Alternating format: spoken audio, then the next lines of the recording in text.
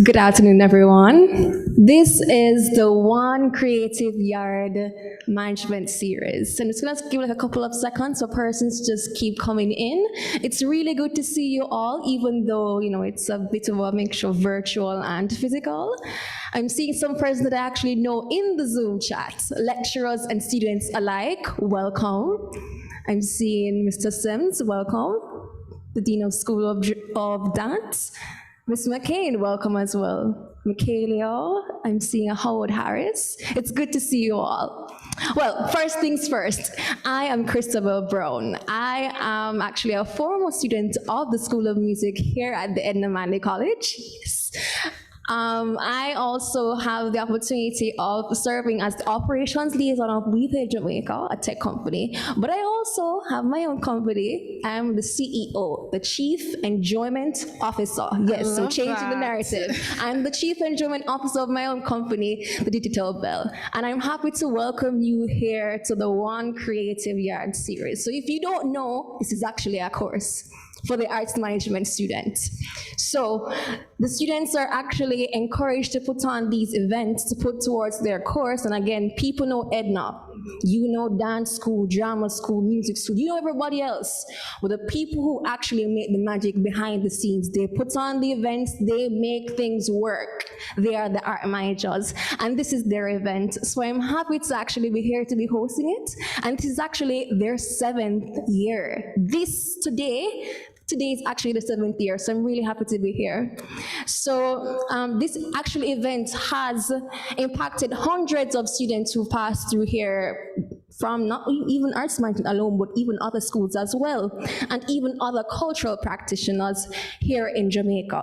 So to kick off today's event, I'm gonna start with the opening remarks from Kerry Chen. I'm happy that I actually saw her last night through her event, through the webinar series, through the One Creative Yard series as well. And she's actually the Student Council rep from the School of Arts Management and Humanities.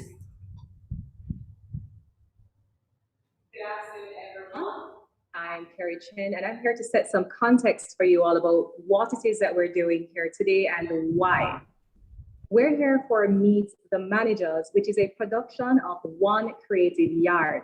And One Creative Yard is a student-run company from the School of Arts Management and Humanities right here at the Edna Manley College of Visual and Performing Arts. This year's theme is digital mainstreaming in the creative economy, creating personal brands and networking.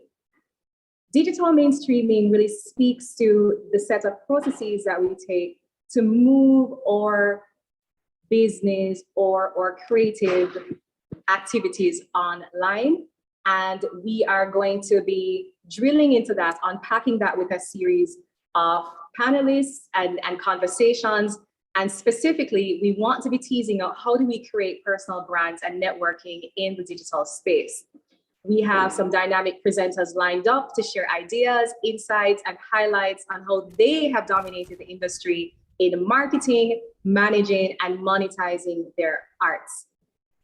To further set some context, the creative sector is incredibly diverse, and there are growing disparities between those who are already familiar with the digital world of work and those who are struggling to adapt. In this edition of The Managers, our guests will address the challenges that the sector is currently facing, as well as to provide some tools and tips and examples of how you can create a thriving and sustainable brand and network. The COVID-19 pandemic has actually opened some new opportunities for those within the creative sector, and with funding for those who are able to stream, teach, as well as to market themselves and their creative products online. However, there are still gaps with regards to digital literacy within the sector, and there are individuals who are struggling to access some of these particular opportunities. And the risk is that these individuals risk falling further behind. Prior to the pandemic, a number of changes were already on the way with regards to digitalization of work. And there are some analyses which suggest that the kinds of works that are going to become more readily available within the creative sector are going to change substantially. And these changes will have a direct impact on the number of jobs that are available within the sector and will continue to change and evolve as the pandemic draws on and draws to a close. As we said before, the sector is teetering between this delicate balance between those who are able to adapt to the changing circumstances and those who are not. Those who are already established within the digital domain are well prepared, and we see that some, like we said, have fallen behind.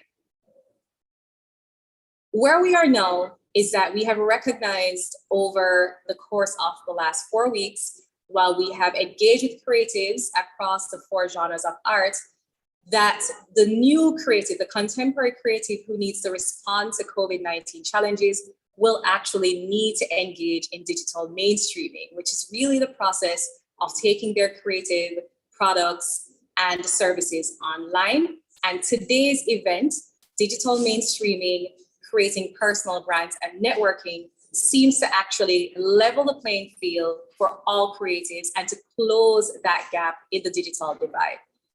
I am excited. Our panelists are experts in their fields. They have strategized for their own personal brands as well as for the brands of corporate institutions. And they're here today to share some strategies and tactics that we can employ to get ourselves online and to develop and build personal brands. So stay with us for the entire segment.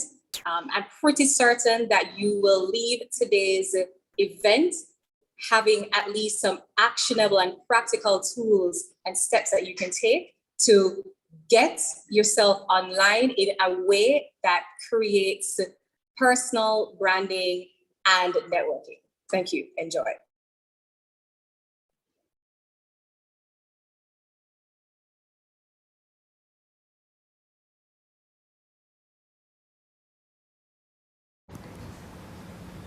So in a nutshell, we're really gonna just talk the things as it is.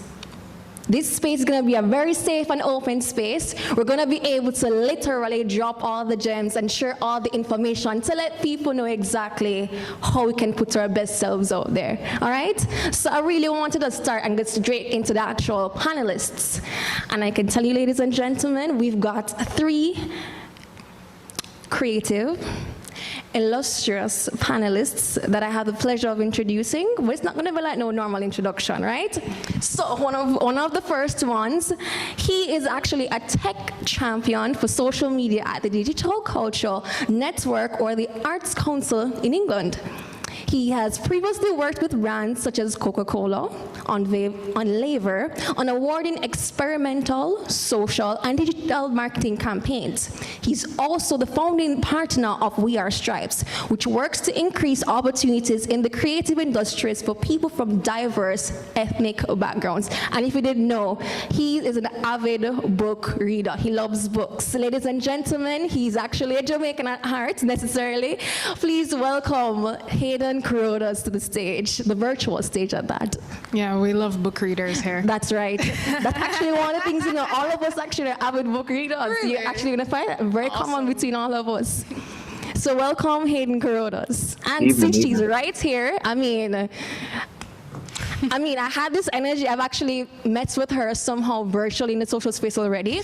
And I mean, how I actually knew about her brand was Terry Carell posting about her love of books, actually. That's how I found out about you, yes. Yeah, big up Terry wherever she is. Big up Terry. But she's actually the founder of Rebel Women Lit. If you do not know, find her on Instagram, spam her page. When I tell you, she's not my page, spam Rebel Women. Yeah. She's absolutely shy, but I will tell you this much. She's absolutely passionate when it comes to a book cultured club. It is not your average book club. I will tell you this. It is not your average book club. But since she's had RWL, an open book club where everyone who's interested that could join, it has steadily grown into something much bigger than that she could ever imagine. It has become an incredible online community of passionate bibliographers that engages in a variety of literary projects, events, and meetup for book club. I'm not calling it no book club. It is a book, environment, safe, community space, whatever you call it. She is Jeraine Patmore, and she's actually joined me here physically today. All right? Yeah, we've been calling ourselves a bibliotherapy community. That's what we're I love going that. with now. I love that. I love Thank that. you. And we have the Minister of Marketing himself. So if you know and you are on social media, if you know, you know. If you are on Twitter and you know the Minister of Marketing himself, he will create every single Twitter space that there is every night, no matter how, to talk the things about marketing and social media. So I have the utmost pleasure of introducing him, and he's recognized as a creative and eccentric marketer, bringing over 6 years of experience in the marketing and communication space. He bridges the gap between corporate marketing and personal brand building. He's kicked off his early days in marketing as an actual intern. He now works as the head of social and digital brand at a leading Caribbean brand. I want to talk and tell you which brand, but I will not do so, right? So he specializes in social media marketing with a heavy focus on strategy, analytics, campaign development, and creative direction. You may not know, but he's that famous guy that spoke about your coconut stand on Twitter that made it very viral. He is that one person. Yeah, but God had a face. Ladies and gentlemen, I bring to the virtual stage Joel Nomwork. So I am happy that we have all crazy, and I'm saying crazy because we are not normal people, because we're delving into this unnatural space. It's not natural for us. And again, COVID has brought around this change for us to go online. And it's not about the other brands of other people. We are also our own brands. So I'm gonna kickstart it. And all three of us here as panelists, I'm joining us, you guys together today. I would like you, whenever you say personal brand, you have to mention 3 words that come immediately to mind. First 3 words. Hayden, go.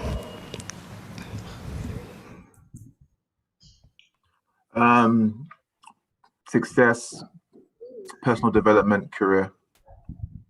All right, just 1 second, guys. I'll be able to hear in just a second. While Jeraine's here, I must apologize, Hayden. I'm actually going to be having the tech team just rectify this just 1 second. But while you hear Jeraine, first 3 words that come to mind when you hear personal brand. Gosh, I was really hoping I didn't have to go first. So the first things that come to mind is deliberateness, future planning, and I didn't think of a third one, but those are the first 2 that come to mind. It's about being deliberate in the way that you present yourself. It's about thinking not so much of where you are now, but the direction that you want to go into. That's where future planning comes in for me. I don't have a third one. You can come back to me on the third one. Probably by the end of today, we'll actually figure out that third one. But put those 2 words and relate it to Rebel Women Lit, because you've built such a beautiful online community. And I will say this to say, I will liken you to a Terika. You protect your space. And that space is just not a space where I think, okay, all right, it's an average book club. It's not your average book club. We don't do average. No, it's really, you find, and I've actually done my homework, but even so, even before, I followed to see the actual magic you're actually creating within the space. And you actually host a lot of Caribbean authors that I've actually been seeing. They're putting up their actual literary works within the space. So big up all the persons for literary artists within the space. This woman has been pioneering most of those books, and I'm happy that we're able to share that. But let's talk about how you've been able to use those 2 words to define Rebel Women Lit. Okay, no, I'm really glad I picked those words, because when I think about Rebel Women Lit and where I see us going, it's something that I deliberately think about, and I'm thinking about the space that I not only want right now, and a lot of what we started was because we saw a lack in what existed, not just in Caribbean literature, but internationally. I felt like literature and the literary space had kind of come to a stall. There wasn't a literary culture. The way when we think about Jamaican music, we know what a dancehall space feels like. We know what a rocksteady space feels like. We don't quite know what a literary space feels like. When I say Jamaican literature, you don't have a feeling as to what it is, besides probably Right. your exams and being stressed. True. So I really wanted to be deliberate about creating a culture, and a lot of that is something that's relaxed. It's something that you see personal development through reading. So when we think about it as being bibliotherapy, it's supposed to be something that you connect to through literature. So that's what we've been doing when it comes to being deliberate. And in terms of future planning, I'm always thinking about where we're going to go next as a community. So right now we're thinking about what does augmented reality and virtual reality look like for a literary space. That's not something that we're going to be doing in the next year or two, but definitely in 5 to 10 years, Rebel Women Lit will be taking the charge in that direction. So that's what I think about when we think about personal branding. When you think literature, it's definitely not what you've seen before, but it's definitely when you think about where literature is going, Rebel Women Lit is what should come to mind. By the way, we're not giving you 5 to 10 years. We're giving you the next 3 years because honestly, the Jamaican scene, we're adapting rather quickly. Yes, COVID has actually forced us to, and I'm telling you, I'm giving you the next 3 years to. I'm being generous. Do what you need to do, sis. Yeah, because we've just started doing the whole monetizing thing in a year now. And you've been doing absolutely well. Your online Thank community you. speaks value. They speak well of you. I will say that. Thank you. Yes. Thank you so much. And it's something that I'm just starting to get persons on board with marketing, as in hiring people to do that, because it's just me been experimenting with the brand. So I'm very excited to hear what the other panelists have to say about creating a digital space, because I've just been doing my own research and experimenting, but I'm really glad that we have professionals here where that is their thing. So There's something Yeah. I wanted to say. I'll probably hold it to say that because you yourself are the actual brand for Rebel Women Lit.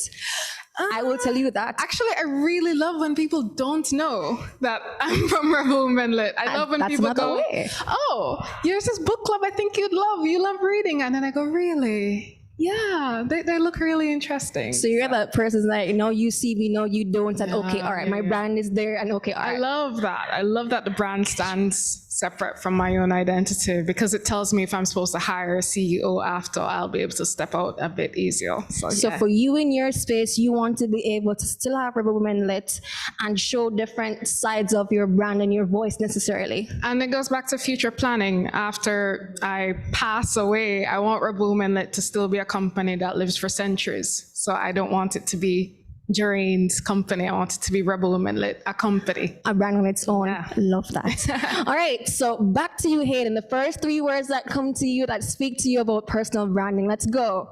Can you hear me now?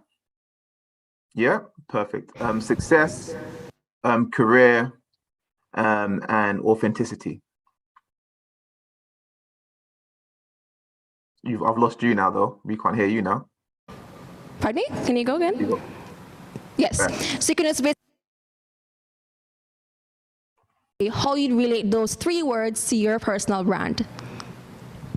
So for me personally, success, when you're trying to build a brand online, or if you're trying to build a persona, you're trying to think about what that looks like to you and what that means to you. You can't really be doing it by judging other people's success on other people's journeys. So you need to decide, what do you want to come across as? How do you want to, what path you're taking? So that's the success part.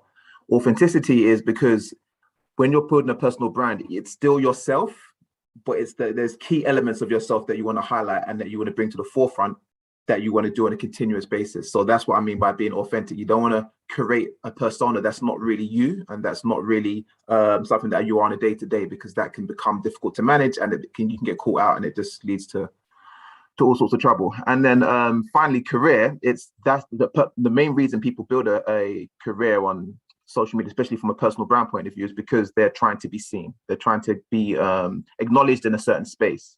Now, where people can get confused is the influencer side of it and personal brand side of it, because you can have a personal brand and you don't have to have thousands of followers. Your personal brand is people know you for your work, and they know you for how good you are at doing a certain skill set, or known for a task you're good at, and you'll get work through that. If you're an influencer, that's different, because now you're trying to influence a market or a scene or a space, similar to Rebel Lit, for example, as an example. Your work speaks for itself. You are a brand strategist, you're a consultant, you do all of that, yes, but necessarily you don't have to say much because your work will go as far as and as beyond as. And I mean, I've seen some of your work, sir, your work is exemplary. You don't have to say much, and I'd probably liken it to Doreen as well. You're those persons where you're like, no, you see me, no, you don't, but my work does it for me. I get you. But again, for you, likening back to Doreen's point, is it that you put yourself within your brand, or are you isolating yourself as the individual from your brand? So it again depends on what you want to do. So for me personally, I've never really been a big personal brand, simply because I'm quite old. So when I grew up, being at the forefront of things wasn't something that I really liked doing. So I was always very shy about, oh, look at the work I'm doing, look at the work I'm doing. But it's a decision that you can make. And a lot of people these days, they get confused. They feel that you can't be successful without having to be all over social media. Like I said, let your work speak for yourself. If your work speaks for yourself, you'll get loads of jobs, you'll get loads of opportunities. That's the core of any personal brand. It has to be your work and how quality, how good you are at something. With We Are Stripes, for example, we work with Disney, Facebook, Twitter. We worked with a whole host of different brands from the diverse initiative side of things. And that's just from people knowing how good our work is, not necessarily because we're always talking about our clients. It's because they know how good our work is. So that's the things that you need to really, that's what you need to really focus on for me. I believe we don't have to say much from that, because that was beautifully said. But we have to talk to the man himself, Mr. Authentic, because when I tell you, this man, he makes one tweet, the tweet either goes viral, the tweet either ends up in a Twitter space. The man, you're underneath some coconut tree talking about some brand idea that talking to like a link up at probably Cafe Blue or something. Mr. Authentic himself, Joel, you have 3 words. You can't use any of the 3 words that were mentioned by the panelists. Oh, wow. It has to be 3 words just for you. And then you can delve in as to, what those words mean to Joel. So 3 very critical words for me when I think about personal brand. One is community. The second one is impact. And the third one is selflessness. I mentioned those 3 because it's something that has a lot to do with other people being a part of your process. As somebody who works in the marketing space and the digital space, my friends and other people who know me say I'm very strange. So I love social, but I also hate it. So I'm here like taking a break from social media for like a month, every quarter. And then I come back and I do some community work and then I go missing again. Because for me, the essence of social, personal branding, everything ties back into that unique perspective about you and how community helps to impact that. For me, impact is one because I feel like whenever it is that you're building a personal brand, there should be some degree of purpose behind what you're doing. There should be some degree of influence that you want to drive, and there should be some degree of results that you're hoping to achieve. So a lot of people may look at personal brand as like this uptight thing. So you hear about personal brand, I think about this whole professional stuff, but it's really not that case. That's not the case at all. You have dancehall, reggae, you have finance, you have a dog groomer, you have a dancer, you have a sex worker, whatever it is that you are. Personal brand ties back into that uniqueness of what you do and what type of content you create or what kind of impact you try to drive. So impact in that sense for me is one of the words that kind of describe that. I moved to community because a personal brand cannot survive without a community. It cannot survive without people or shared interests investing in what you're coming to them with. So for me, I have been able to successfully grow or be a part of a marketing community because it's not about me, but about the skill sets that I have that I can help other people with. And I think that's why there's kind of like this magnet when it comes down to anything that I put out, because people can actually see beyond that really and truly, we just like marketing and I want other people to learn it and I want to help other people grow. This is why people come to my spaces, why people read my blogs, why people reach out to brand partnership, because this thing is not about Joel. It's about the space, but Joel helping to amplify conversations. So community for me is super critical as well. And I mentioned selflessness because, again, in growing a personal brand and building your community and looking at the impact that you're trying to drive, you cannot be selfish about it because there's collaboration that helps to drive a personal brand. And collaboration and networking are the cornerstones of the selflessness that you're bringing to the table.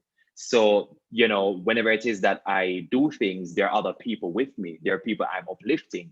I don't network up, I network all around. Whether you are a student and you want to learn about this, but then I see some photography skill sets in you, you can take some headshots for me, but you're going to learn about marketing. If whether you are a C-suite executive who has no idea how social media work, but you can give me some money towards a project, that's networking, whether it's networking up, networking down, networking sideways. So for me, selflessness is also a huge part of it, because that's really where you start looking at collaboration, networking, how those things can help to supercharge this personal brand that you're building. But personal brand in a nutshell for me is not about me, but it's about the community that I curate. It's about the relationships I build, and it's about the results that I want to achieve. So it's a case where do I want more young marketers to be educated about internship and about several other things? Okay, how do we do that? Do we do a Twitter Spaces? Do I do a link up? Do I get a corporate partner? So it's really embedded in community. I love bringing people on the journey. I can't do this by myself. I love networking. I love collaborating. And that's everything that my personal brand represents, while still being unique and while not being engulfed in what the ecosystem of social media does. Cannot be a fake self. People can know the fake you on social, and the real you. Two different people. It does not work. Ladies and gentlemen, no. Like, honestly, it's a collection plate. You guys are dropping gems we can't pay for here. Come on. But I saw this thing on Instagram recently, and I want to share it here because for a couple of reasons, because of how this space is very dynamic. And it says, the new oil is ideas. It's all digital. All the new fortunes are being created in the ideal space. In fact, if you're starting out today as a young, ambitious person, you don't learn real estate, you don't learn coal and oil mining, you don't go into the extraction of physical resources, you go into ideal space. You go into create wealth, programming, books, movies, blogs, podcasts, and building robots, because they're intellectually property underneath. And even as a human civilization, we're moving away from conquering physical resources and moving much more into trading of ideas. And it's as to why we as individuals, we're idea banks. We walk around literally spreading ideas. We have a conversation, we're networking, and we're basically spreading information. Likewise, for this exact platform here that we're sharing this with EDNA students, lecturers, and even other persons outside. We want to be able to share this with you. Now, people tend to get this confused, and I have to ask this question here. Is your personal brand different from your professional brand, and why? Anybody wants to take it? Any takers? It depends on what you're trying to do. If your professional brand, like I said, if you're going to do a personal brand, it's a decision you make. So you're actively going out to say, okay, I want to be known for doing X, Y, Z. So therefore, every action I take will reflect back on that.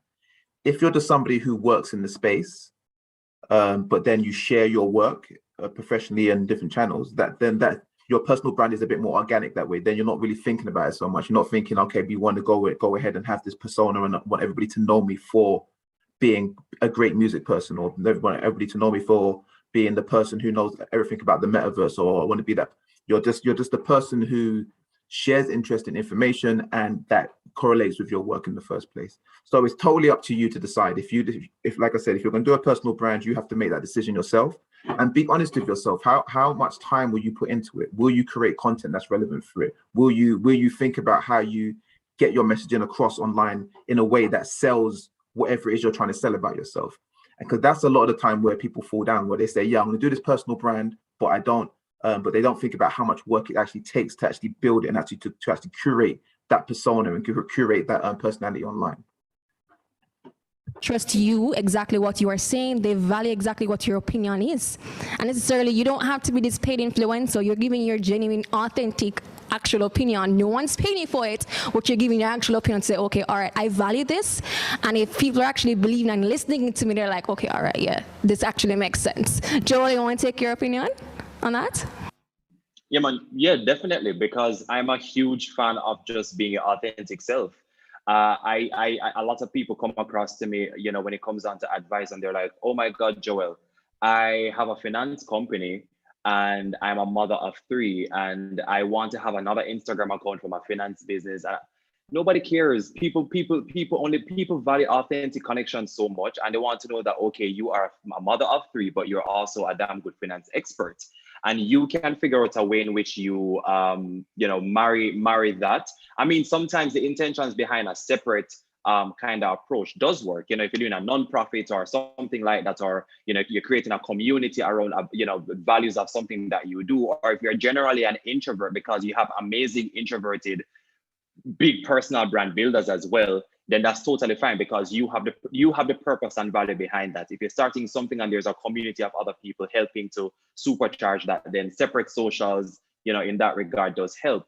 But I think a lot of people overcomplicate, because it's as if you want to separate the super professional life that you have with this personal life that you have. But I'm like, it's just one life.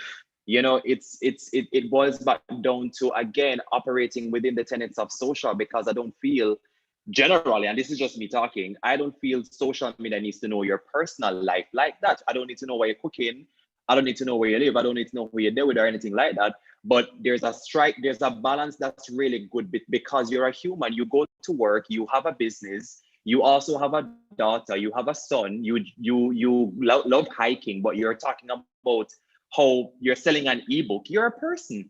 And I think once you can tap into the beauty of that, I don't know if you have LinkedIn users, a lot of people who use LinkedIn tapped in right now, but LinkedIn has changed up significantly over the last year, because what was dubbed a very super stiff professional site is showing that people are normal. You are on your meeting and your baby are balling in the background, the puss come on your laptop, the dog are bark, and there's so many other things. Or beautiful Black women who were once thinking that their afro was not professional enough are now sporting their afro as their professional headshots on LinkedIn. And it's really bridging that gap between the fact that you're just a human. And if you can just successfully marry that and operate within certain degree of what may be too personal and what may be too professional, but just looking at the authenticity within you, then I really don't think, and it's a very common discussion between professional and personal. I just think you are you, and you need to figure out how you balance. You may do so according to platforms. So for example, I won't post a beach picture on LinkedIn because I go to LinkedIn to network professionally, right? But at the same time, as I said before, it's changing. I wouldn't, share certain things on Twitter that I do, and then again, people get a little bit too personal. So that's why there's also a struggle to decide between what is too professional from what is personal. So to me, there's a thin line. There's a thin line, yes. But for all the persons tuned in now who may be having a challenge with that, you are you. Whether you're working at McDonald's or you're working at NCB or you're a student, you are you. And it's best to just kind of figure out how you want to represent that without this multiple socials and multiple personality that you have to put on according to platform, and it just drives you crazy. It defeats the whole purpose of you being authentic. Just want to touch on one. To the point where it leads into storytelling, and it's a reason why I always say this to people. You can go onto any social media platform and you can follow societal norms of, post this bikini pic, or my friends eating lunch and whatever it is, but no one understands the story behind you, because you are that person on social media. You are your brand. So I even say this for my own clients as well. People need to understand the face behind the brand. If you're a company, people need to know the actual people, because it's a brand with products, but people don't get a tactical understanding of, okay, all right, the people are who make this actual company work. The people are the persons who make this talent work. We want to get up close and personal with you, and that's what basically sells brands. That will sell products, services. So if you're a student right now, you're from arts management, and you are an arts manager, you work behind the scenes. Yes, necessarily they may not see you, but you can show your work, create your portfolio. Same thing with music, dance, drama, art. Create your work. You don't have to go like everybody else and go on IG, but build other platforms. Instagram is no longer a thing because it's oversaturated nowadays. Build your website, create other platforms, go on to LinkedIn. As Joel rightfully said, he's I mean, he's the champion of this. He's no longer doing LinkedIn the way that we're supposed to be doing, as what other people say. But we need to do it in a way that's authentic to us. And I want to lead back into the storyteller yourself, really, as to the network and net worth of your personal brand. You can have the story, you can have the brand, but we want to go into the monetization aspect. And you mentioned earlier about you're now taking the 1 year since, it's been 1 year since you've been trying to monetize Rebel Women. Trying to. I mean, when the big bucks are coming in, I try, I do. Right, that's right. My humblest apologies. So she's been doing her thing for the past year, and she's been monetizing it. So I want to take us on the journey of the network and the net worth of Rebel Women Lit. Okay, so I'm gonna just bridge the conversation we were having before and then go into this. So when I think unlike the other two, Rebel Women Lit is my full-time job. It is what I do, and a lot of the creation of Rebel Women Lit links back to my personality and linked back to my personal life and what I wanted to see. Someone asked me, if you could do anything in the world, what would you do? I said, I want to have book club all the time. That's what I want to do, and I was able to create a business that helps me support. My job is to read and to talk about books. So what that does for me, and there was a time where I wasn't sure how much of my personal life I wanted to be involved in a company that was built around my personal identity. But just thinking about what my intentions are when I post something has been very helpful, and understanding my boundaries. So understanding clearly what your boundaries are, what your intentions are, and being authentic. If you have those three working together, it becomes very simple, very straightforward. So I don't mind if people follow my personal Instagram page, because it's not very different in terms of personality from Rebel Women Lit. There will be books that I read on my personal page that I will never post to Rebel Women Lit, because it doesn't fit into the brand of Rebel Women Lit. It's not the Caribbean books. It tends to be very controversial books and something like that. But I know if I post that on Rebel Women Lit, it won't fit into the values of that space. So it's being very clear as to the intentions, the boundaries, and still remaining authentic. So that works for me. And what has worked for me as well, because of the authenticity, is how easily it was for me to monetize the community that I had built and the brand that I had built. So when we decided that we're going to monetize this space, there were people who were like, finally, I can give you money to keep doing this thing because you've added so much value. I know that what you're doing is authentic. I know what you're doing is not just helping you, it's helping a host of people, from writers to readers to publishers to editors who have benefited from this space. So if it is that you have the authenticity and you build the community that trusts what you're doing and trusts the vision that you have for the space, moving that into monetizing, I won't say it would be a piece of cake, but it's definitely easier than if I just popped out of nowhere and said, hi everyone, you don't know me, but I'm creating an online bookstore. They look at me like, yeah, but Amazon exists. Why am I buying from you? But there are people who are willing to put their money into a business that they believe and they feel a part of as a community. So that's how I would say you bridge from the authenticity, the personal brand into your profession. And then once you have a little business sense, you can make it happen. And of course, I read a lot. So I ended up reading a lot of business books to make sure that I'm not going broke. She says not going broke, I think. I mean, you're basically copying from what has been said into literature into actual real life. And again, gone are the days where persons would, of course, we go to school and we're able to read, but we're not able to actually practice these things in real life.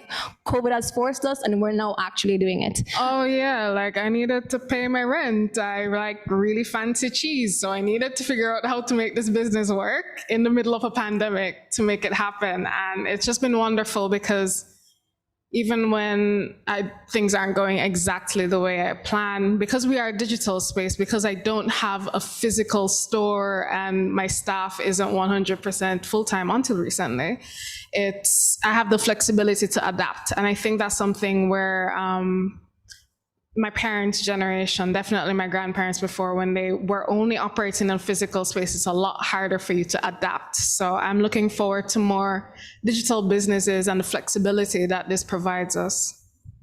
Gosh, yeah. For those who are just joining us on YouTube and the actual Zoom session, this is the One Creative Yard, the Meet the Managers series. This is actually a course for the arts management students. So you're joining the actual students who are in year 3 and year 4. They're actually producing this event. So really hats off them to having this space.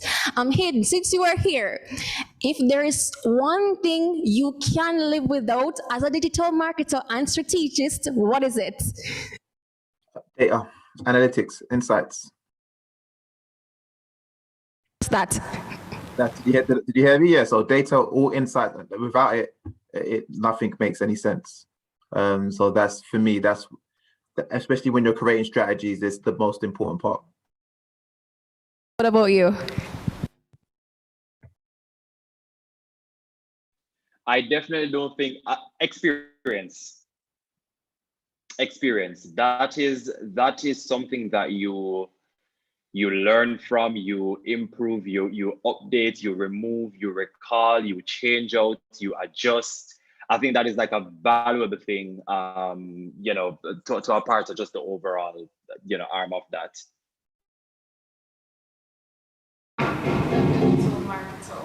At all. Cough, cough. Is it working? Okay. So I'm not a digital marketer, and as a startup, I had to figure out a lot of things. So what I found most valuable, Reddit. Digital marketers will be on there talking about things that I'm Googling, and I'm like, okay, this is what's working right now. And I'll be on forums. I sign up for lots of newsletters. So not a digital marketer, but I'm glad for all of them who are just talking amongst themselves that allow startup companies like me to join. But I just hired a marketing company, so Well, I'm look excited at that. about You what did, they're going to be doing. You did the homework, and you got somebody to do the work for you. So when I was interviewing people, when I was interviewing companies, I was like, I know that's not going to make sense, but big up all the marketers. Spaces, I've been to Joe's Spaces, and I've just sat there and listened to when people are talking, so I know what to expect and what to hire. So not a marketer, but if you are going to be looking for that, definitely just listening into their conversations. COVID has been great for that because they'll just be talking to themselves all the time. So just hide in the back of a room and listen. Yeah. Well, I mean, well said, well said. So what would you tell people to focus on as a starting point in your brand? Like, if you have someone that just comes to you like tomorrow and they're just fresh out, let's say an Edna student, argument's sake, they just go through and they probably just do music or dance or drama, but they have no clue as to how to put themselves out there. They may not be the person that they don't like social media. They don't like putting the best self out there, really and truly. We hate the spotlight. We hate the limelight. We don't want to be that person up there. They're probably like the artist minded. They don't want to be in the. They want to be in the background. They want to make the magic happen. But what would be the first thing you would tell that person, really and truly? The first step. What would be your first thing to tell them? So the first thing I'll tell them is to figure out how are you providing value for other people.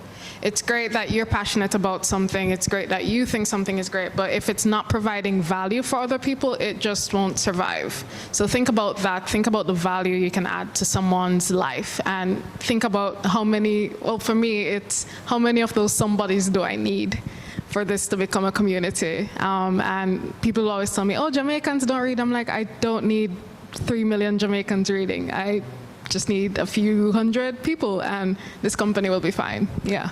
I mean, well said. I mean, once you have one person that changes telephone thing, will always work on other people know about it. I mean, it spreads. Joe, what about you?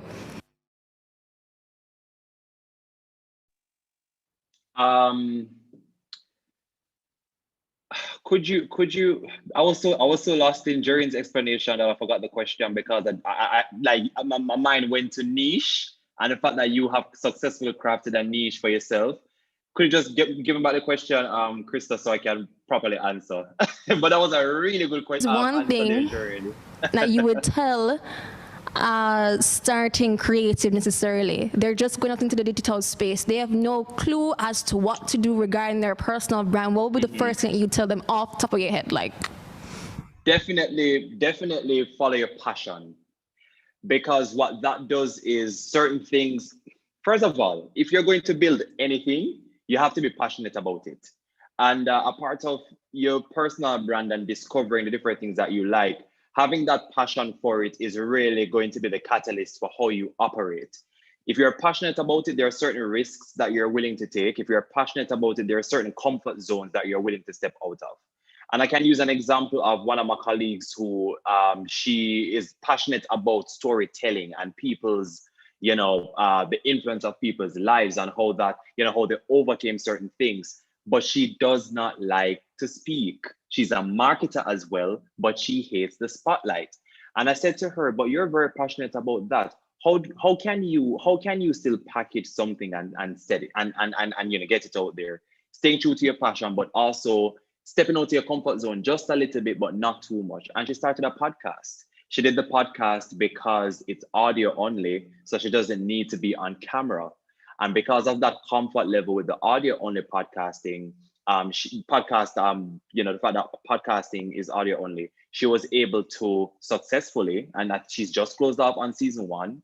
She was able to, tell stories of several Jamaicans who have really been doing fantastic jobs according to the challenges that they have and how they have, triumphed out of that. And she's now looking forward to moving to season 2. So, if she wasn't passionate about it and passionate about storytelling on the lives of others, she wouldn't have taken that risk or stepped out of her comfort zone. So if you're passionate about something, once you're fueled by that and you really want to see an impact and you really want to make a difference, whether you're an ambivert, an extrovert, an introvert, because I'm an ambivert. I am out there, yes, but like me shut down after a certain time. I'm gone, maybe not want to see nobody, but I balance that successfully. So regardless of, where on the spectrum you may be, passion is really what will fuel the interest. And it's going to be that kind of guiding light as to how you proceed to something. So bear that in mind. Passion is super important to think about. Can you go, Hayden?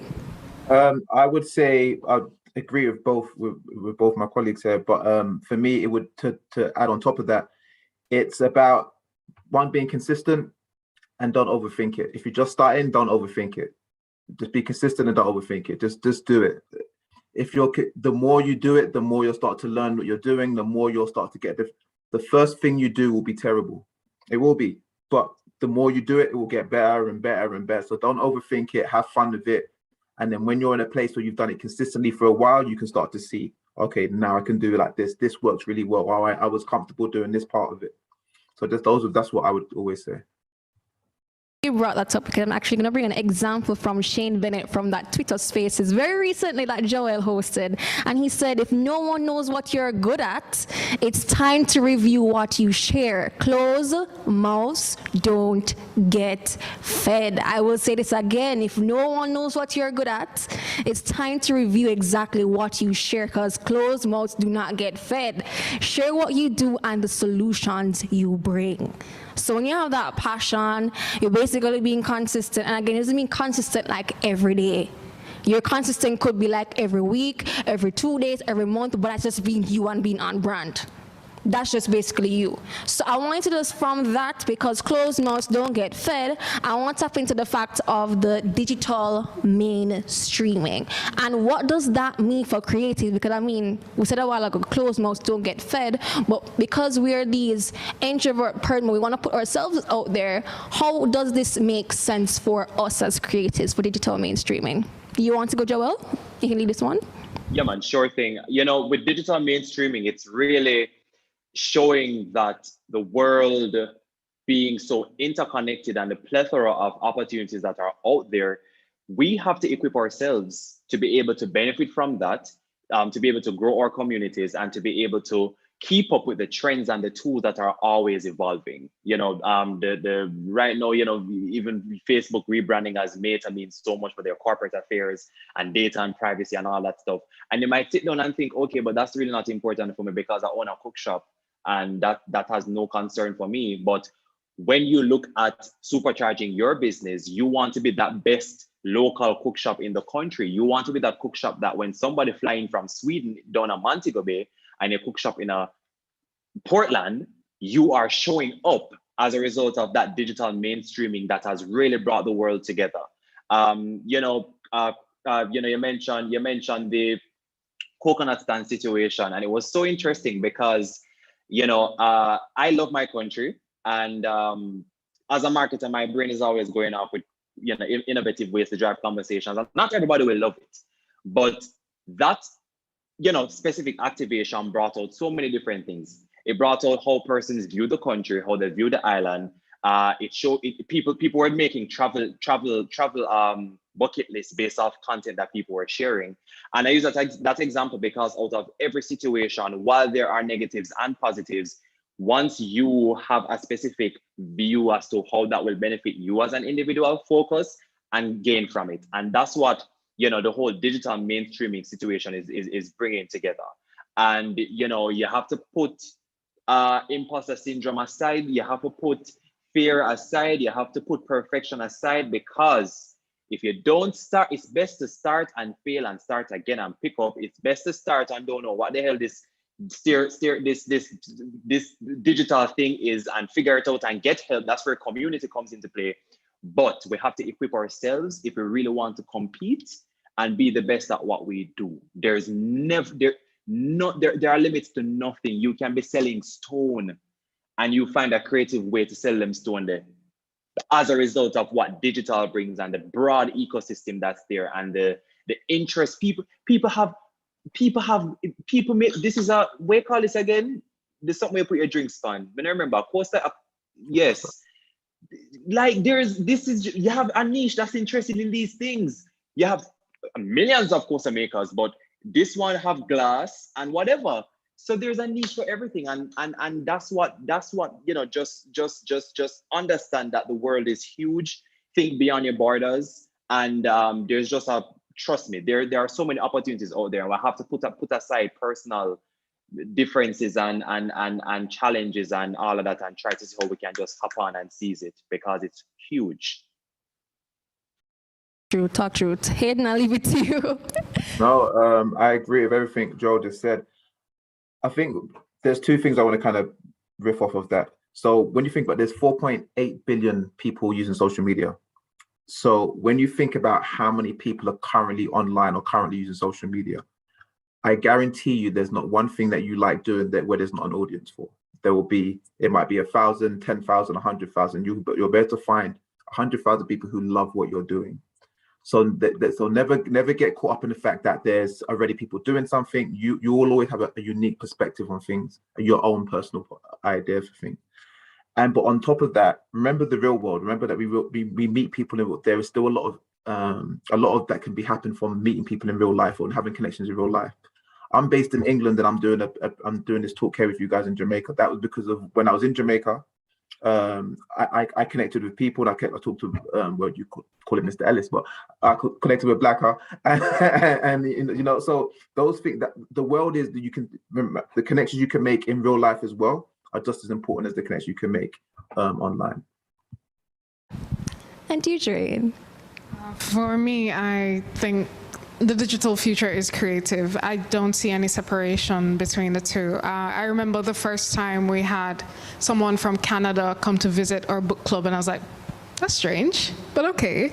Then we had someone from the UK come, then someone from Scotland, and then I was like, oh, okay, so we're building these things where it's like people want to visit the space that they've seen digitally, and now when we have, because our book club has been straight online since the pandemic, we have people who are joining from, definitely when we put out time flyers, we have to say, this is the time in the UK, this is the time in Spain, this is the time in New York. Because this space has been growing. It's been growing, and people, and it's not so much about the company, it's so much about the connections that they're able to make, where you feel connected to this person that you haven't met before, but you're asking them, how's your cat doing? Is everything okay? Because you've built that digital space that exists. And as we go further into, and as I said before, thinking about augmented reality, virtual reality, all of that is built on the idea of creativity. For me, I can only see it so much about storytelling. I can see it so much about the human connections, but right now we're still existing in both the physical and the digital. And I think every single creative should be thinking about what does my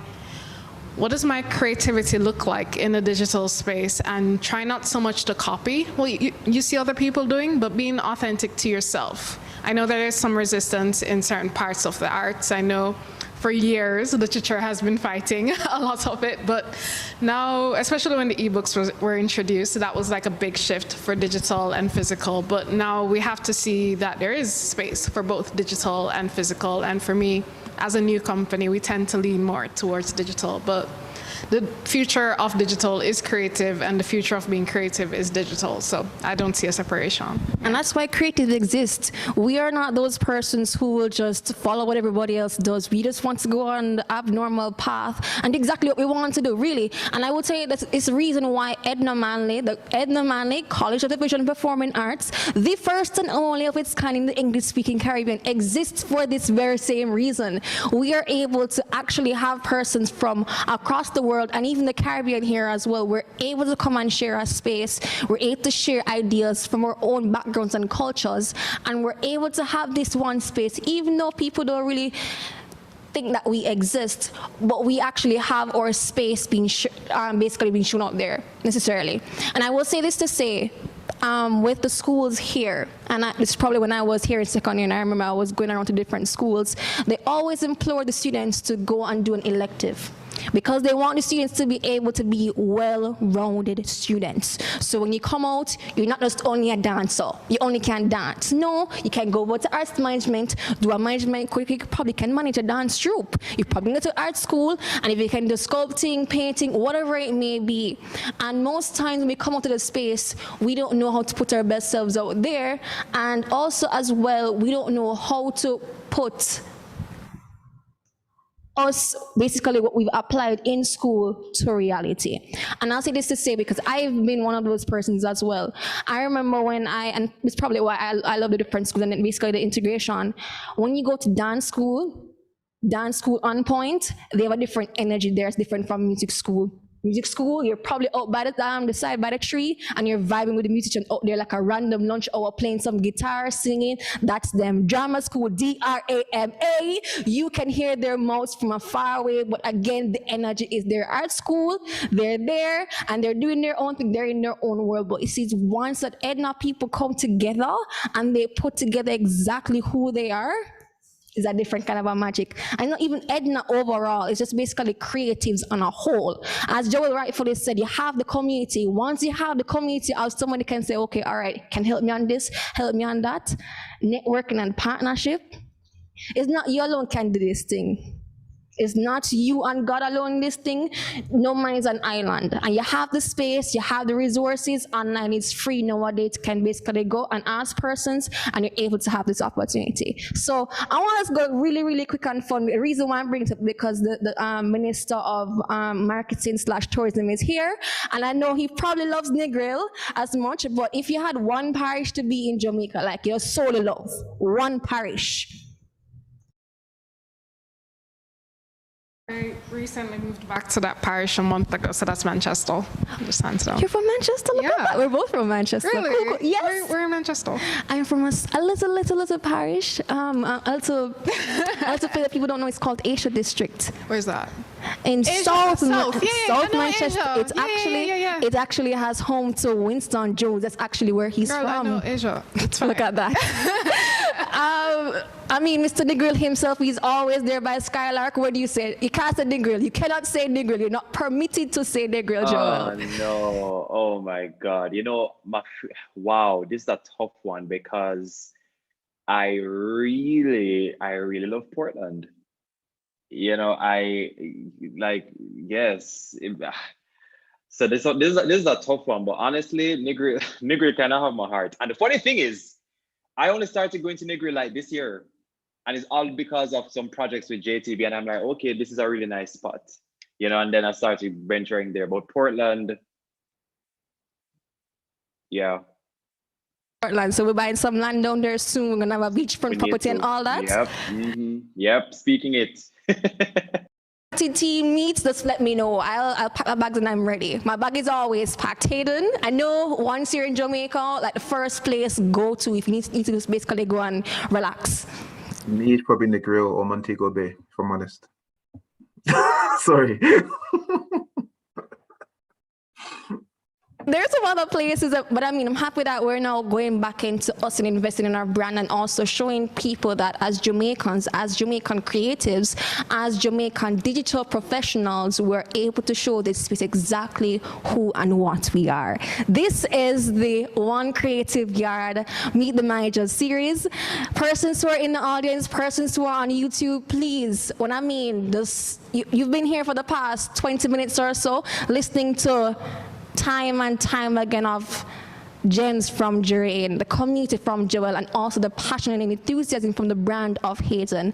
Please drop your questions in the chat. We want to be able to ask the panelists basically upfront and personal. Please do not shy away. Ask all the questions that you need, because again, the space is here. We're providing this space for you. So of course, ask any and every question. I want to go into one thing before the questions start to roll in, and it's about the platforms that we want to post on. And the reason why I want to go on to this, because a friend of mine in the space from Trinidad, Keron Rose, big up yourself, he always talks about what Caribbean users have access to. We don't have Instagram music in this space, which Joe probably went cuss at this same way because we don't have it yet. You know, we don't have access to Instagram shopping reels. It probably just came a while ago. Facebook shopping. We don't have access to this in the Caribbean. So Hayden is looking at us like, oh my days, what's can't happening? relate. He's like, I didn't actually know that. you living in like. I didn't know that. It's rough out here. But I mean, how is it that we can use what platforms to best spread our information or basically put our craft out there?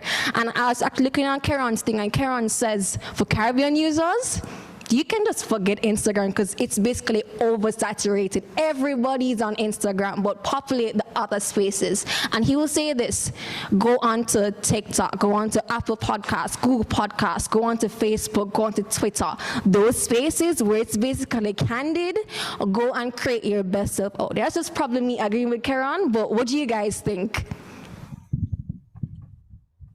I don't agree with that, but what I say is, like I said, there's so many people use social media. There's a space for everybody. You don't need especially if all you're trying to do is monetize it. You could monetize from 1,000. I've got a friend who is a fashion designer, and from when she had 1,000 followers, she was already making good money from them. So you can monetize from any level if you're selling your story right or you're adding value in the right way. Every platform has a purpose, and I think you need to decide what platform works best for you in terms of the kind of content that you can create on a consistent basis. Like, so for example, there's no point in you going on TikTok if you know you can't create the type of content that lives on TikTok. There's no point in you going on Instagram if you know you really want to write and you really want to talk your things more about words. So then you probably be on Twitter. So it's what best works for you, I think. Where they're at. If they're not on Facebook, we can't go on Facebook and promote something that they're not there. Don't make sense. What about you, Joel? I think I have to echo Hayden's sentiments here, because for me, for a moment, especially into last year and the year before last, I've been such a huge advocate, just trying to get these spaces to recognize us and do things with us, which is why a lot of times, for me, building community is so important. I have to agree with Hayden in the sense of each platform differ. If you're really about fashion and that kind of stuff, Instagram being heavily visual is a really great spot. Regardless of some of the drawbacks that we have. And just the other day, the owner for Instagram released that the reason why Reels isn't here with the music aspect of it, because they gave us Reels. We just don't need to be creative and figure out how we post, which I've been doing. And I'm like, I'm getting 10,000 views on this thing. Why? So we have to be creative about that. But they mentioned copyrights and that kind of, challenge that they have. I don't know how TikTok is doing it, but Instagram, I guess, want to stay on the ethical side or whatever. But it boils down to really and truly where your tribe is. There is a lot of arguments around Facebook being dead. It is not. Facebook is the most popular platform between ages 18 and 29 across Facebook, Instagram, whatever. That's where the age group really is. So Facebook isn't dead. And especially if you have a business that's heavy on lead generation and getting money, you don't want to take out Facebook out of your strategy. You can generate leads, you can get people contact details, you can build a community, you can monetize off of Facebook groups. There are so many things you can do. Privacy policy wise, it's questionable, But when it comes down to driving profit and revenue with the audience that's already there, it's great. Twitter is amazing for community building and networking. LinkedIn is great for job applications or just wanting to connect with industry professionals. So it's really up to what your intention is. For me, I try to strike a balance among all the platforms. I don't use Facebook personally because I'm not generating leads, because I'm already monetizing my 5,000 followers from Instagram. And I'm happy that Hayden mentioned that, because sometimes we don't understand the impact of micro creators. I'm a big advocate for that as well, because I don't care much about followers. I'm getting brand deals with people like enough money, and I don't have 100,000 followers or 200,000 followers, because it ties back into persona, impact, engagement, value. So it's really up to you to decide which platform works for you. If you really love chat, then Twitter is really great to tweet up a star and meet new people. If you're very creative, go over TikTok, because the engagement rate over TikTok is crazy. I posted a video the other day and I'm like, it's just a day in the life, 16,000 views, you'll never know. And careers are taking off as a result of social. So just experiment as well. Don't feel like you need to just be trapped into one specific platform, but don't forget your owned websites and your owned assets, your websites, your newsletter. Yeah, I had to put that in there. Literally right after Joel, I don't want you to lose that right there, Drain. And I know that for you. I'm interested in what you're going to say. Very interested, because I don't think it's going to match what I'm thinking. So let's go. Not at all. But I mean, I found Rebel Women Lit through Instagram from Terry. And then in between for the Twitter spaces, I found you on Twitter. And I'm like, okay, all right. So here I'm in my head now, we're here discussing. I'm like, when does she plan to go on TikTok? Like, I want to see what I can do with a book on TikTok. Enlighten me. Okay, so for me, the space that I love the most is actually my newsletter, my mailing list, 100%. I know everyone goes, oh, your Instagram is so aesthetically pleasing, and we have a lot of cool GIFs. We use a lot of Rihanna GIFs on our Twitter, and people think we're really cool there. But honestly, the newsletter for me is one where we get the most valuable type of engagement. And I mean valuable not just in terms of monetary, but also in terms of the reach that we can have in terms of providing a network where people feel like a community. 100% our newsletter, we don't have to we're not fighting for space with anybody else. So we can make it as long, as short as we want. We can personalize it. My absolute favorite thing is when people screenshot their newsletters and then put it on their social media, and they're like, oh, look at this cute newsletter that we got. It's 100% our voice. It feels right, and we get to really hone in on our message and the tone that we're looking for. So I know a lot of people will find us on social media. Lots of people will like our social media, but my mailing list is the most valuable thing in terms of a digital space for me. And I know that when Instagram decides that it's going to not work, or Facebook or Twitter is just crashing, I can always go back to my newsletter and I don't have to worry about, am I gonna make any money today? And of course, my newsletter is linked back to my website. So I know everyone is thinking, oh, I need to get my Instagram profile looking aesthetically. Just honestly, if you're gonna go in this thing and you're looking for a sustainable business, having that newsletter, having that community that's linked back to you, extremely valuable. On the point of TikTok, I absolutely hate when companies just post products on TikTok. So I do have a plan for TikTok, and it's not gonna be what you think it's gonna be. It's gonna be a lot more creative, and think of it more in terms of stories, original stories. And I don't mean stories about Rebel Women. I'm thinking literature and stories and hiring writers to do really cool things. So it's coming slowly. So just let me know when this update is in my newsletter. I'll just check my email and just let me know, and I will just be informed. And I'm happy that we brought upon that, because when Facebook and when the platforms were down the other day, persons are like wondering, okay, all right, I can't make no money. I didn't even notice. Like, honestly, I was just like, nah, it's fine. And I mean, because we're not building necessarily on one platform, we have an entire suite. Never do that. No. So again, ladies and gentlemen, one don't of digital in the space, you don't stick to one platform. Oh, and also my podcasts. Yeah, let me say that. So newsletters and my podcast, because I own those two. It's not necessarily linked to a social media platform. It's not necessarily linked to, oh, is this site no longer popular? Is Instagram no longer cool? My podcast and my newsletter, those things are consistent, and it's something that I know I'll be focusing on. So just a pro tip for people who are in the audience. Well, you went on to that, and again, this is just basically you putting your platform out there. This is basically you creating your online portfolio.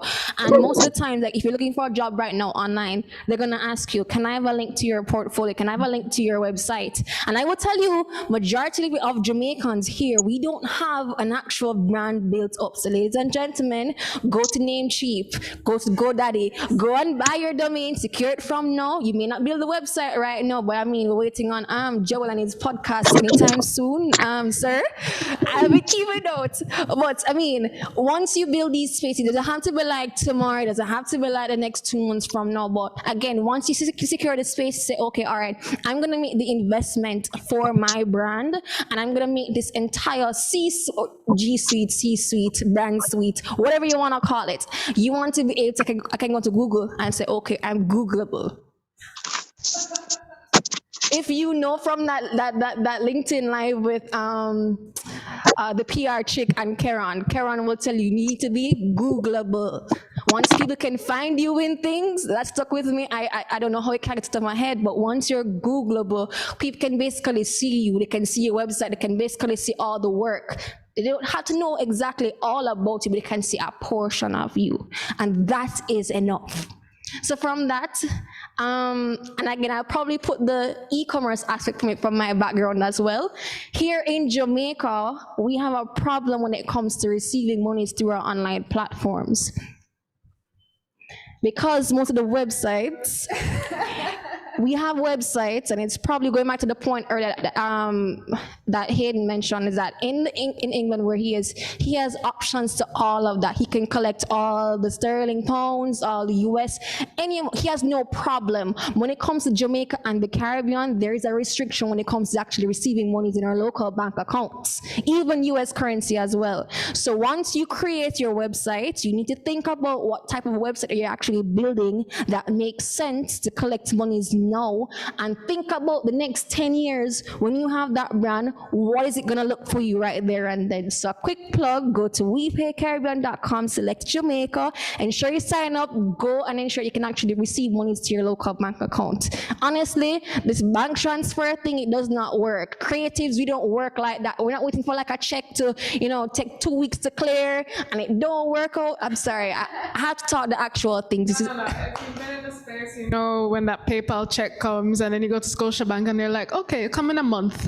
And you're like, what? Not to mention the fees. It is looking at us like, what? Not to mention the fees. Oh yeah, the fees are ridiculous. Not to mention the y'all fees. Check out WePay. Not even that, not even about WePay and a plug, but the thing is that you want to be able to receive your monies in a way that makes sense to you. If you go overseas, sign up for a Payoneer account, however it is, link it to your website, or however it is you want to put yourself out there. You want to be able to ensure that you are Googleable. You want to ensure that your whatever content you're putting out, your value and your community respects and appreciates you, no matter how. You're not building on one platform alone, you're building the entire suite. And however it is, you're building this entire space to ensure that the next 5, 10, 15 years, people can just put you on Google and say, okay, all right, I know that person.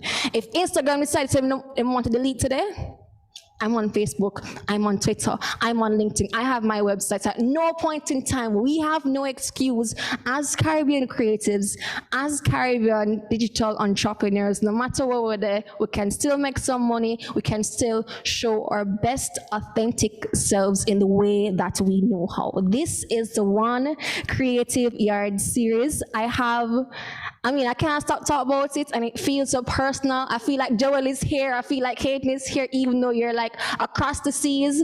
It feels like we're here talking, just vibing about exactly what we love, what we've been able to build for probably a couple of months or years. We've taken the time to. So, last couple of words, what would you say to the Edna students who are actually listening on here? What would you say to actual lecturers, actual persons in the space who just come on, they're like, you know what would I need to know about else about my brand and still be basically staying true to me? Just start. That's it. Literally just start. Just start. Don't overthink it. Just start. People are saying, "Oh, what we're doing for the New Year's," and start making all these plans for just start it. Why are you waiting until the New Year's? Just start today. Once you start, that's when you'll start to see how things work. That's how you'll decide what platforms work best for you. Even the idea that you have to be on every single platform, don't overthink that. Start on the one platform, get used to it, and then when you're ready to expand and you've got the resources and the capabilities to do to other platforms, then you can move on to other platforms. But don't overthink it. Just go somewhere where it's easy for you, and just start. Dre? I'm going to bring it back to being deliberate about what you're doing, thinking about the value that you bring to your community. And Hayden is 100% right. Just start. I've been overthinking what I need to do. And honestly, the first episode of Rebel Women's Lit podcast, the worst. But we had to do it so that we can get better. Your first will always be the worst thing you do, and that's what you call growth. So I love this. be deliberate. So for that, guys, have to do it together with us. Ready? Growth. Whatever you probably learned from this, just remember, growth. Yeah. Joel, what about you? Yeah, man, same, echo both sentiments. Start, like, honestly, we overthink so many things, and we create some clouds of judgment in our brains, and we just don't ever pick up. I made a tweet the other day because it's something that I also have a challenge with sometimes. As a marketer, we can launch everybody else's campaign, but when it comes down to ours, it's like we want this perfect thing to go. Oh, that's why I haven't started the podcast in 3 years, but I've made some adjustments and done some realignments, and I realized that I love the industry and I want to talk about it in an audio version. So, I've already started to curate the treatment for that and thing, because I just need to start it. It doesn't make any sense. You sit down and wonder what may happen, I just have to echo those sentiments. And also I mentioned, staying true to your passion and using that passion to kind of fuel your interests. Please stay true to that as well. Be understand, those delicate parts of it that you think you may dislike, or you don't like how you sound, so you're not going to a podcast. You don't like how you look because so you're not going on camera. Just be authentically you. Also, a big part of it is asking questions. Sometimes we don't like to ask questions and seek help. You'd be surprised at how great your interests and your projects can be, taken to another level when you just ask questions and ask for help. What is a no? Okay, move on to the next, until they get the right answer. So consider those things. I just want to quickly jump on that from Joe, especially when it comes to networking and on LinkedIn and social media platforms. Everybody has egos. So if you approach it right and just be like, I've seen your pages, I really love the work you're doing. Can I shadow you, or do you mind if I ask you a couple of questions? As long as you do it from a professional standpoint, you'll be surprised at how many people will say, yeah, sure, of course. And also, don't worry, when you're networking with people, you don't have to do something that day. Networking it can be a time period. You can build that relationship, and then maybe 6 months later, now we can make something work. Don't overrush that premise as well. I could have said that better. I mean, and I want to add to that also as well. Don't pressure yourself to have to do something exactly now. It takes time, as you rightfully said, and I want to go into the point of time. And when it comes to taking time for yourself as a brand, as an individual, mental health is a real thing. Mental burnout is a real thing. You cannot be every single day going on somebody's brand and they're like, okay, all right, when does this person become real? It's more scheduled. It's not okay, all right, no. Sometimes people need to say, okay, all right, the day I take a break and I'm just not gonna be on social for a bit. I just want to just debrief, collect my thoughts, and come back again. Joel said, and he loves doing this. He loves just going for a break. The sabbatical, it makes sense. Joel, let's talk about that more a little bit. No, definitely. In fact, I have one coming up right in December, because what that does is, digital is great. Digital is amazing. Digital provides several opportunities. I earn from digital, you earn from digital, you earn from networking, money dede. you meet new people, you go foreign, it is great. But guess what happened? It's always going to be there. And I think it's very important for you to reset. You can't churn out creativity if you're on the go all the time. And that is something that I started to do, and it's something that I encourage others to do. And sometimes I get messages from friends. One of my really great friend, Carla Moore, aka More Talk. Carla messaged me. I love her. Yes, Doreen, I love Carla. I messaged Carla the other day, and I'm like, "Hey, Carla, I kind of want you for a Twitter Spaces." And Carla's like, "Me on break, me take your advice," and I'm like, it's great because you have to refuel and you have to come back. You have to tap out, and it's very hard, It's very hard when money is coming in and opportunities are coming in. But it goes back to your point, Krista, in terms of that mental break that you have to take. And you're not going to be able to churn out new ideas if you don't just pause for a moment. So the social media detox is a practice I started back in 2017. I was overwhelmed with social media. I had just gotten my full-time employment where I work now. And I was kind of like, okay, how does this work? Because I have to manage the brand social and I have to manage mine. And I just had a meltdown and I deleted everything. I took 6 months off. And then I'm like, but Joel, that is very drastic. You don't need to leave social media. And that's when I started to kind of moderate how I used it. I take a break every quarter. Earlier this year, I took a break with a group of folks for 2 weeks. I just tweeted, hey guys, going on a break. Who wants to come? And everybody come, like 10 of them, and we still have a group chat that we take breaks and stuff like that because it's something that we encourage. So I encourage everybody to kind of just pause for a moment. Social media will always be there. Pause, get refreshed, come up with some new ideas, and also find the time to do about things that you love, because our screen times over 8 hours, 10 hours, doing what? So we just need to kind of just, pull it back and relax.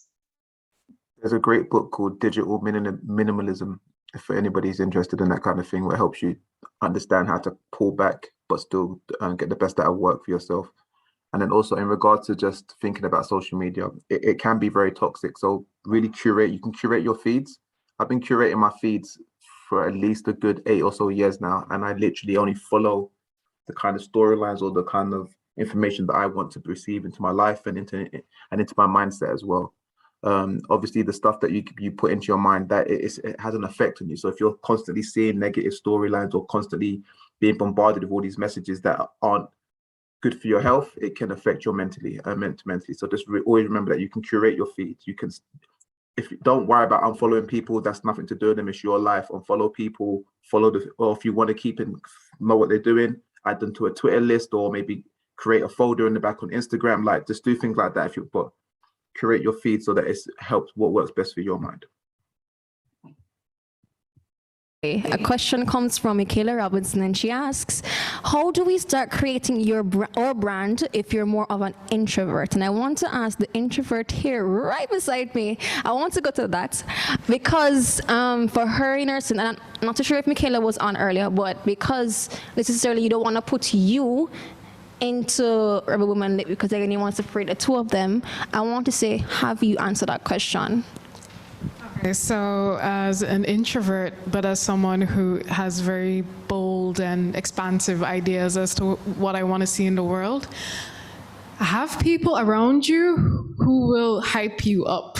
Honestly, if you can get your extroverted friend who can introduce you to people, that's something that I found very helpful. So I'll be at a literary event and then I'll have a friend and Justine comes in. She says, hi, do you know Jeraine? She was in Oprah magazine. Have you met her? She's amazing. She has this whole, and then she starts and I'll just stand there and I go, and then I'll have the conversation. So do you pay this friend? Do you pay this friend? Because this friend needs to be on the payroll. Come on. She actually pays me because she's a member. Love that. So I would really suggest that. And I think every introverted friend has that extroverted friend who will hype them up. Try as much as possible to have those extroverted people around you who believe in the company, believe in your talent, and have them kind of lead the charge. But the key thing is to ensure that what you're doing is valuable to that space, what you're doing is authentic, what you're doing. Actually, you can stand on your own 2 feet. So when people check out your work, it's worth it. You can't be that introverted person who has mediocre work. Those two things just don't work. So be extraordinary, even if you're going to be quiet, and then get that extroverted friend to hype you up and network. Always have one or two of them around whenever you're going out. And you put these friends on the payroll because they're part of your team. No. Again, they believe in the work, so they're paid members of Rebel Women. Love that. Not only that, you know, also, you have to know what people are for you. If the person don't fit with the vibe, the person don't fit with the tribe, cut and delete. Definitely. Quite So have practical. people around you that really strongly believe. That's something that I've found, and it's not something I intentionally did. But whenever I went out, I realized, wow, this whole event where you're supposed to network during would have probably flopped if you didn't have that one person around who was doing it. And then from that, I thought, okay, I'm going here. Let me invite this other person who I know will do a lot of the talking for me. And yeah. So basically knowing who is, so you have to know the friend who is for you whenever you need them right in that moment. So you basically are equally sharing at that point. You're not using the person. Not using them at all. We're basically ensuring that we they both believe in what you're doing. They're in Exactly. your corner. And if you have that extroverted professional friend, there must be a word for this. But if you have an extroverted professional friend who can help you, I would suggest that and also if you're thinking about doing digital marketing, I read a lot, obviously, and I do a lot of that work, but I also will have people, so Terry, for instance, is someone I talk to a lot, and Terry 100% gets the digital space. If I'm like, Terry, hey, check this thing out, Terry will hype it all up. She's my online extroverted friend where I go. So get that extroverted online friend as well.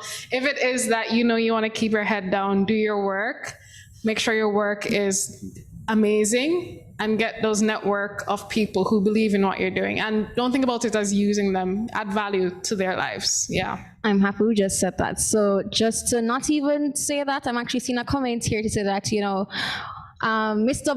Mr. Owen Blacker Ellis, an actual lecturer here at the Edna Manley College of An Visual Performing Arts. amazing storyteller and writer and You mean a legend? legendary. Love his work. He says, I'm old, but I'm learning. And I want to just end on this because digital marketing is just not for the young people. It is for every single person who comes online, wants to show their brand, from you're young, you're in between, you're old. This is just for everybody, no matter who you are and where you are. So one of the things I want to leave us with is that if you're probably oversaturated right now with social media, we are going to find either Negril or Portland. Just ensure to link up Joel when you're going. Just pack up back and say, you know, Joel, JTV, so we must go X place. Just get the vehicle and ready. On that trip, you need to ensure that you have those friends. If they are the friend for you that, you know, in that time you want to take some time off, go with those friends. And also the plug, you need to have some Rebel Women Lit books. Caribbean books, just shameless saying. plug. Shameless plug right there. Rebel Women Lit, we do yoga and journaling every second Sunday because for me, self-care was so important. I just built it into our business. So Joel, when Hayden reaches here, we're gonna have a group trip. It's a road trip. Once the bags are packed, how it is, we are reaching Negril or Portland somewhere. So, a plan. Okay, cool. But I'm gonna Thank hold you. you to that. So much. Thank you is even an understatement to say to all three of you, because we've just enjoyed this little lime of just us sharing our own experiences and how we want to be able to help individuals like the Edna students who are listening, the lecturers, and even other persons who want to grow their brand. They've probably seen this actual YouTube session or even the Zoom session. They want to jump in and basically see how they can put their next best self out there. I have to thank all three of you for so eloquently being your raw, true selves and showing us exactly why and who you are. Thank you so very much, Joel. Thank you, Hayden, and thank you, Jane. Thank you so much for having us, and thanks for the students, amazing professional team. I love coming to Edna to actually sit and do panels. Amazing sets of people. Yeah. Love Edna students. So, so with that said, we are going to move on to a performance. And If it's one thing that I've ever wanted to do in life, I've wanted to introduce this illustrious, talented legend of a woman. If you've grown up and you've watched JVC and you've wanted to hear all these poems and these stories, and if you've not heard about this woman, you're clearly not a Jamaican, you're clearly not that child that was basically growing up on TV and radio, and you don't know about them long time story time. We're talking about the one, the only Dr. Amina Blackwood Meets, a lecturer here, and she's also the college orator at the Edna Manley College of the Visual and Performing Arts. Dr. Meets, the floor is yours.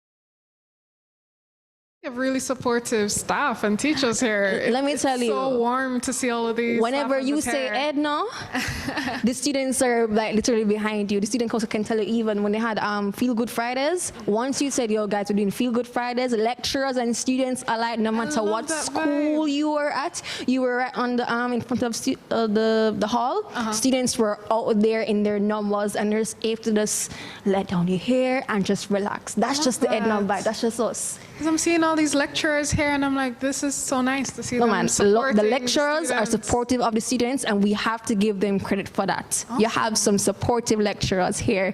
Odesio, it was very informative. Thank you. I'm happy that we have this space. Please do let us know if you want what content you'd want to see from the One Creative Yard Meet the Managers, and even outside. What other content that you'd like to see from us? Please drop in the comments and we're going to be able to take your actual suggestions. Also, on social media, go onto that Instagram page. It is One Creative Yard, the number one creative and YAAD. Go and spam that Instagram page. Basically, if you've not tagged us on Instagram and shared all of these gems from here, you are not a real one. And I'm saying you've not been a real one because you can't just not share this information. We've had too much good information here today. I'm happy that we're seeing all these questions here coming in. Really good to see that these persons are here. You've taken in all the information. By the way, for basically to find us on social media, since you're here, Joreen, how can we find you on social? Okay, so to find Rebel Women Lit, just type that in, Rebel Women Lit. So we are on Instagram, we're on Twitter, we're on Facebook. We're not on TikTok yet, but we have secured the name. Getting so you there. can like preemptively follow what we're Love doing that. there. And if you Google us, you'll find our website, rebelwomenlit.com. And also, I can speak, I'm not so sure if Joel and Hayden are here. You can definitely find Joel on Instagram when he's there talking on Instagram. Can I give him Instagram music all now on Corp Centric? Same thing on Twitter. You will literally see him put a tweet and say, guys, something dropped in my spirit. At Twitter Spaces, and it is there like hours afterwards. He Those moves tweets- so quickly, and I'm like, his community Oh follows my very gosh, quickly as well. yeah. And I mean, the those reputation is key. Yeah. ladies and gentlemen, find him on Twitter as well. Those Twitter spaces are literal gems, I will tell you that. Hayden, his work is on the actual Arts Council in England. Just go onto the website, just go. Again, all of us here, we are all Googleable. Just Google us, find all information on all social media platforms. You can find me at islandbell_876 for Instagram, Twitter. My LinkedIn is Christabel Brown, but also my business space as well. Oh, Hayden Corodas, love that, love that, love that. And then also as well, Digital Bell JA. I've not been able to push out my brand. I've just been there putting you're on here everybody. learning. So You're here learning. not about even learning. I'm here taking the drape up because again, I need to just Because Joel was saying you push everybody's brand and you don't push yourself. It maybe is he was time. dropping shade for you. Probably. So I will take that one, Joel, and we have some work to do for sure.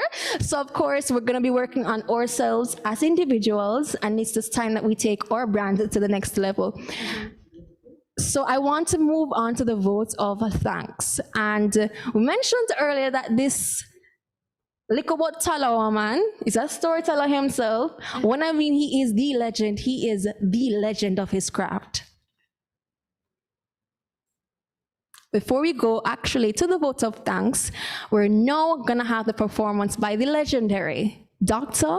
Amina Blackwood Meeks for storytelling.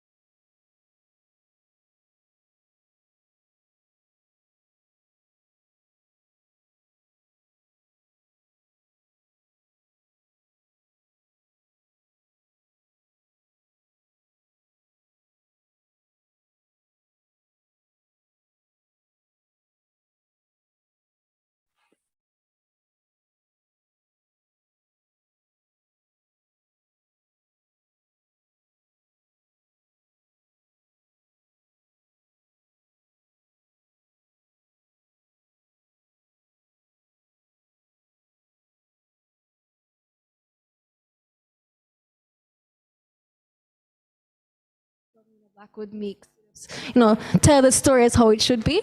But we move to the vote of thanks. And of course, from one storyteller who we'd not be able to hear, we move on to another one.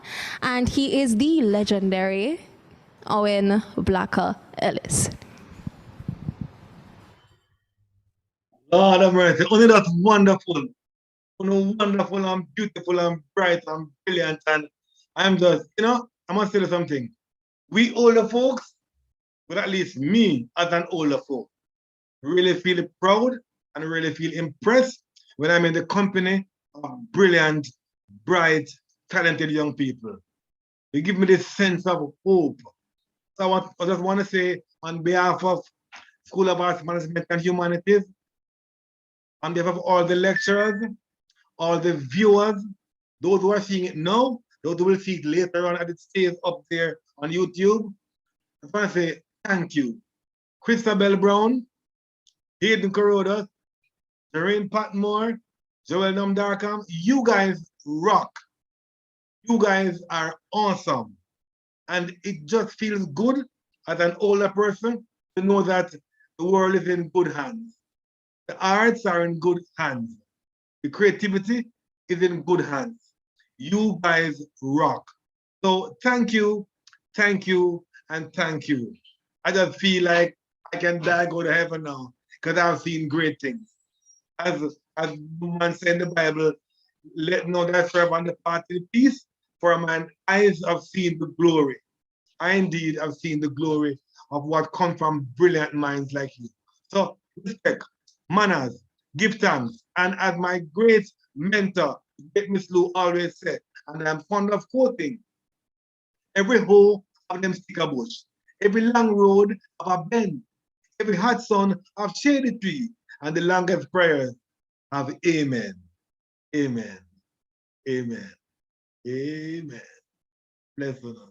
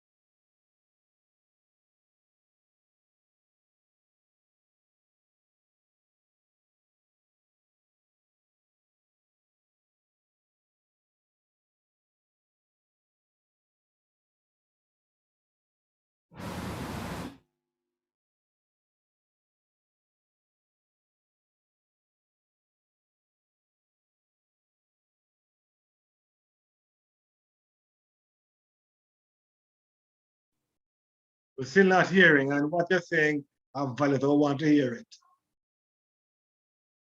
So when they sort out the technical challenges, we can hear you clearly. Sorry, I'm hoping you hear me there now. you go. Perfect. No, Sir Ellis, but not so no lie. We never get tongues like that yet in my Feel entire sweet. life. No, man. No, that coming like you get sweet, you get broth, and you get little something for it. No, man. You're But good with it, The words, them, every time you start talking, just feel nice. differently, But he's thanked the panelists, but honestly, you can thank the panelists and me, but you have to big up the people who made this possible. The One Creative Yard students is another easy thing for coming to a production like this, to get people to ensure that, things run smooth, it's on time, and even the technical issues is an actual team of students because this is an actual course here at the Edna Manley College of the Visual Performing Arts. It is within the School of the Arts Management and Humanities. So we'll have to big up this entire student-led team for putting on a yet relevant, well-needed, and engaging conversation at this right point in time. It's like you need to talk about the things in its right time. They've done so. And I have to say, hats off to this incredible team for making the magic happen. Have to give enough props or props is due. We'll have to big up also as well the technical team also as well. We need to also pick up the facilities team for ensuring that from a technical and facilities standpoint, they've been able to actually here make the technical option possible as well. It was my pleasure hosting this year's the 7th staging of the One Creative Yard Meet the Managers series. I'm Christabel Brown, and you've basically been digitalized.